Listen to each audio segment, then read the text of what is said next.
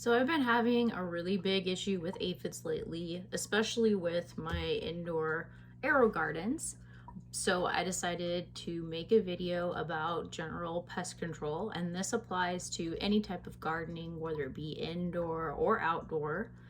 And it also kind of applies to any type of pest, really. I have an issue specifically with aphids right now, but I've dealt with spider mites and whiteflies and scale. So, I mean, this is kind of applicable to any of those. And if you have an issue with any of those specifically, you feel free to ask me questions. I know that some people have asked me about whiteflies, and I haven't really had an issue with whiteflies, although I know they can be really destructive. I did order a plant off the internet and it came with whiteflies. So if you're ordering plants online, definitely watch for that and kind of quarantine, isolate your new plants before adding them into your garden so you don't start a new infestation of something that you didn't have an issue with.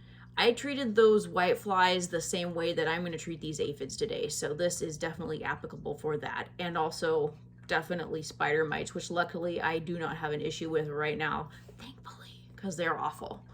But yeah, so I have got, I don't think you can see on camera, but I've got a ton of aphids in here and I'm so freaking over it. So this is what I'm gonna do. Aphids, when they bite into these plants, leave this really just gross sticky film, which is the plant sap, all over the place. So I'm just cleaning that up, making it not fun for them, squishing aphids as I go. And this is just a damp cloth I'm using. You could definitely take this outside, douse it down with water, do whatever you need to do to clean it up. And that's kind of step one. And also just generally shaking the plant off, just shaking it really, really hard. And I've gotten, here, let's take a look, I'll show you. I have gotten off a bunch of aphids that you can see here, if this wasn't in the way. Yeah, I've gotten a bunch of aphids out of here.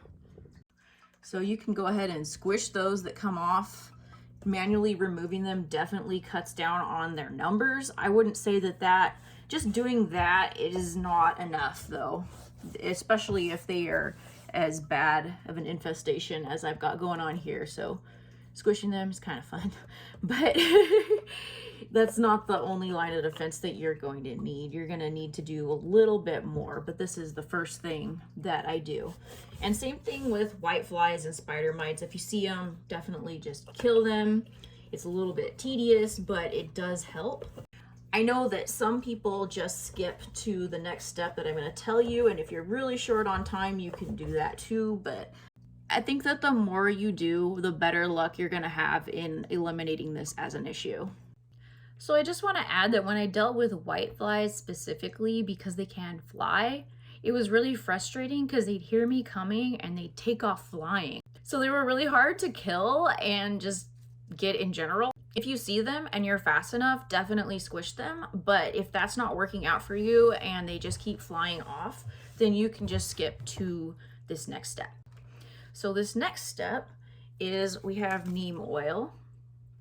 And this is probably not my favorite neem oil to use. There's another one that's 100% neem oil that I think works a little bit better.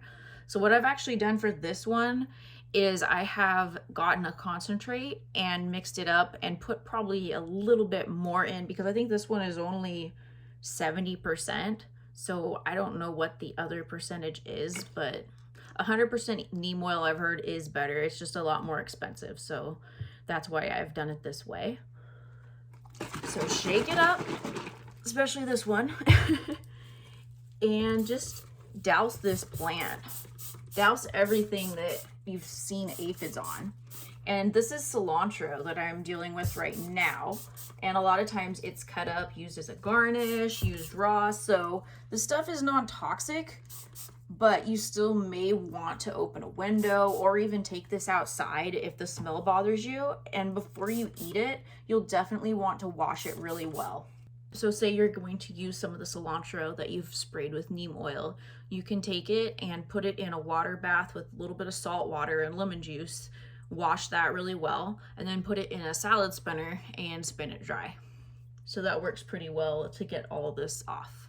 You'll definitely want to come back and keep an eye on this, check it daily, repeat this as needed. It'll definitely slow them down, but they will be back eventually.